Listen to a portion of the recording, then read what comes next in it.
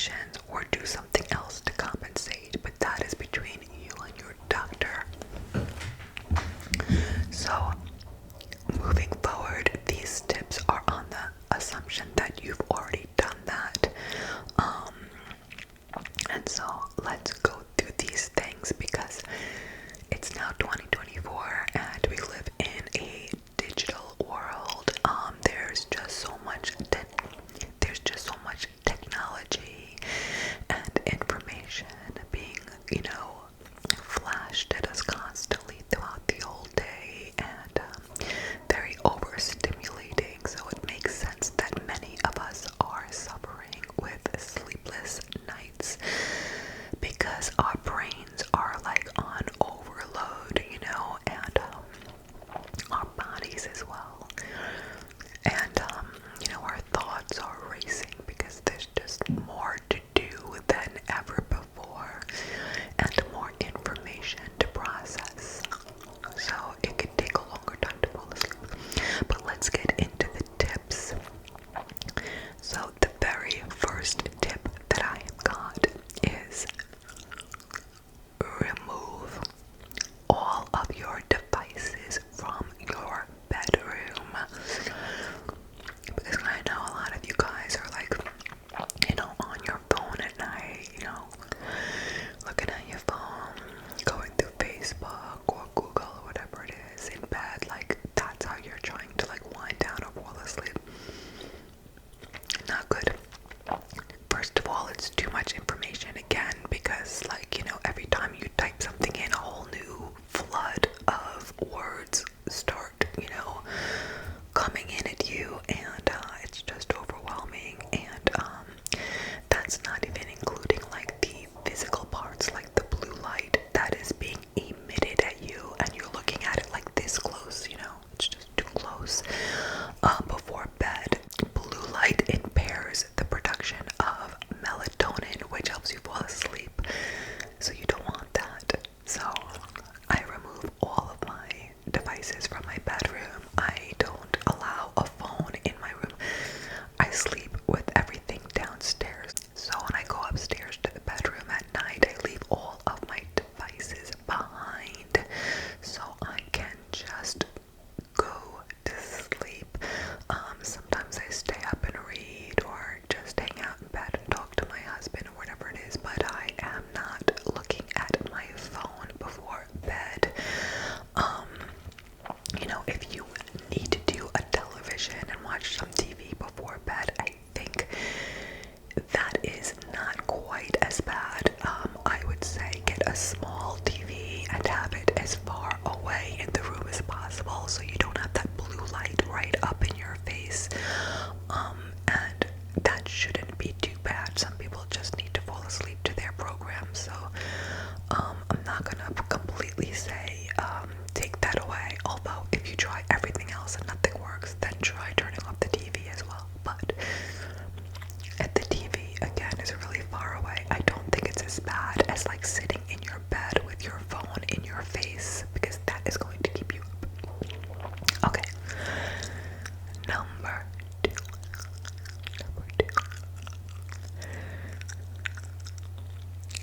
Power down 3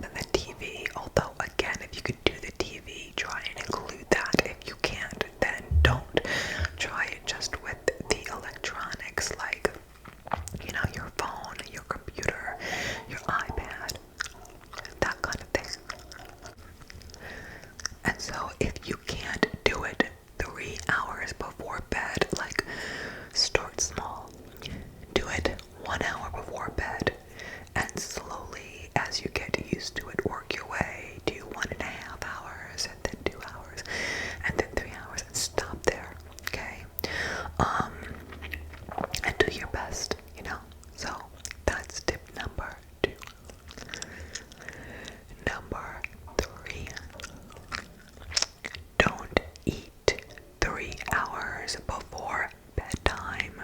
Of course, you could drink some water or some sleepy time tea as long as there is no caffeine. So make sure, because sometimes you think it's like chamomile tea, but sometimes they slip in some other things. So make sure it says caffeine free before drinking that at night. I just realized you can see my straw. This little thing here is from my water. And I know you can hear some like noise in the back. It's raining out, and I don't know if that's like a woodpecker pecking at my house or what, but I could film at 3 a.m. and there's gonna be noise here. It's like, I live in the woods, right? But it's like the noisiest place. There's always like some kind of animal knocking over the garbage, or a woodpecker, or someone mowing their lawn. There's just no avoiding it. No one's mowing their lawn at 3 a.m., but the animals are definitely out. So, sorry about that. Hopefully you don't hear it too much anyway. Okay, so we're not eating 3 hours before bed, and we're not drinking anything caffeinated. This is good for so many reasons. It's like, it kind of lends to that intermittent fasting, which is so good for your body because your body's working so hard all the time. It needs time to reset and, just kind of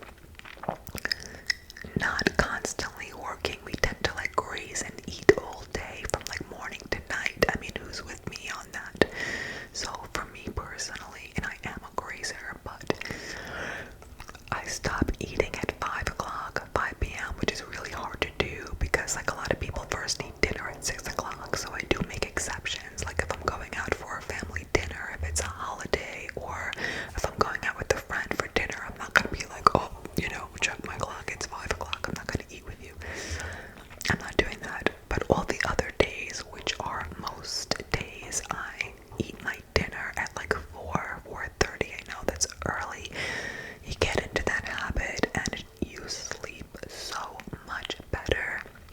And if you suffer from things like GERD or reflux, it really helps prevent that nighttime reflux when you're lying down horizontally and there's nothing in your stomach, then there's nothing to reflux. So you're saving your body a lot of harm by not eating 3 hours before bed. I actually don't eat 5 hours before bed because I finish eating at 5 and I usually go to sleep around 10 o'clock at night, which is like kind of early, but I get up early. So, yeah. Okay, so next tip. Try to get some exercise during the day. It doesn't have to be anything crazy. It could be just as simple as like a 10-minute walk around the block, but do something, get your body moving, like go based on whatever your fitness level is. If you have a ton of energy, well then get your booty over to the gym and do a real, tough workout and just burn up that energy. It's so good for your body for so many reasons. I mean, we already know this, but it's also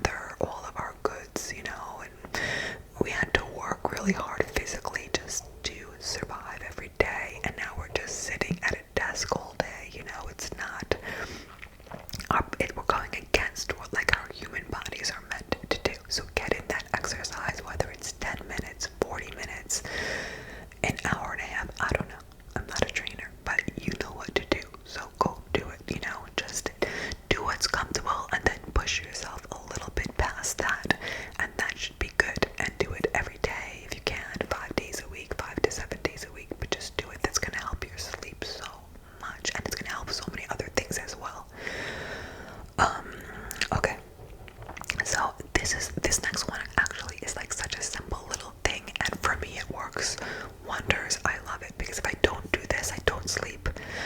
And that is, if you have an alarm clock on your bedroom night table, which you probably do, turn it away from yourself so you cannot see the time until like the alarm goes off in the morning. You don't know what time it is, because first of all, like the lights from the alarm clock can actually keep you up and be disturbing to you. And secondly, if you wake up in the middle of the night, what's the first thing you do? You go and look and check what time it is, and then you're like, oh crap, it's 2:30. I only have like 4 hours left of sleep or whatever it is. And then you can't fall back asleep because you're stressed about it. So turn it away so that way you can't look. That way the lights from the alarm clock don't wake you up. Cover that alarm clock or turn it away. I am telling you, for me personally, if I don't do that, I do not sleep well. Or if I fall asleep and I wake up and I see the time, I get stressed.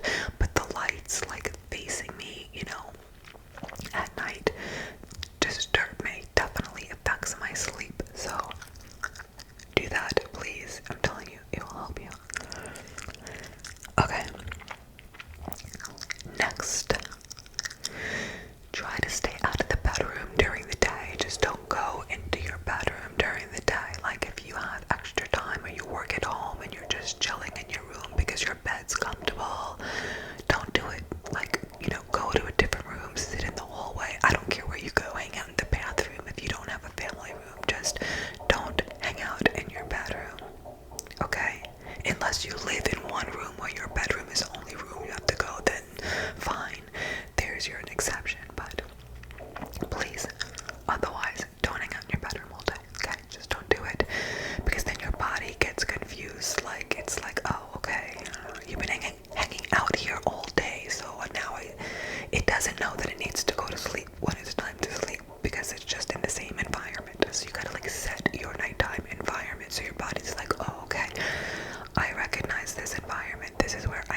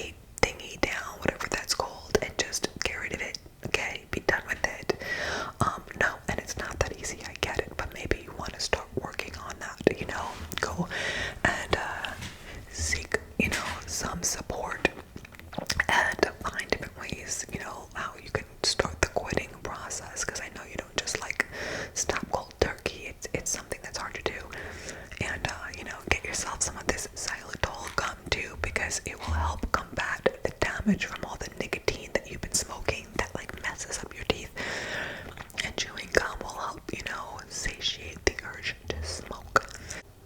Okay, so I've got one last tip for you, and I'm saving it for last because I'm gonna make a whole video on it.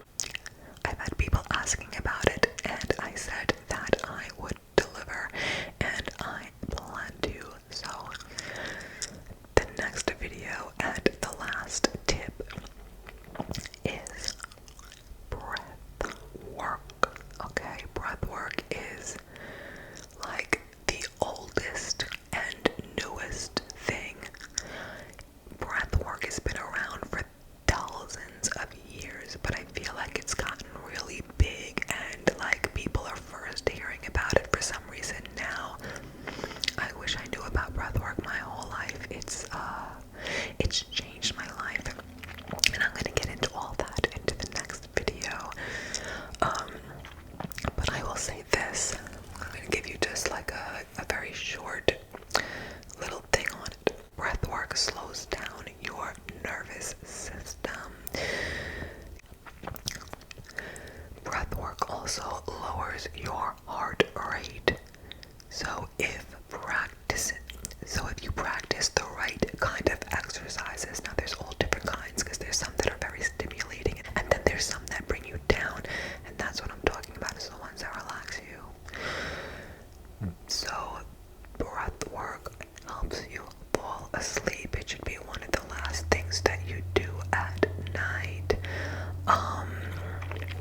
It just kind of gives the message to your body that everything is okay. Deep breathing puts you in the opposite stage of fight or flight. It's the opposite of that. And in 2024, with all the overstimulation in all of our worlds, you are constantly in fight or flight, and that's why you're not sleeping.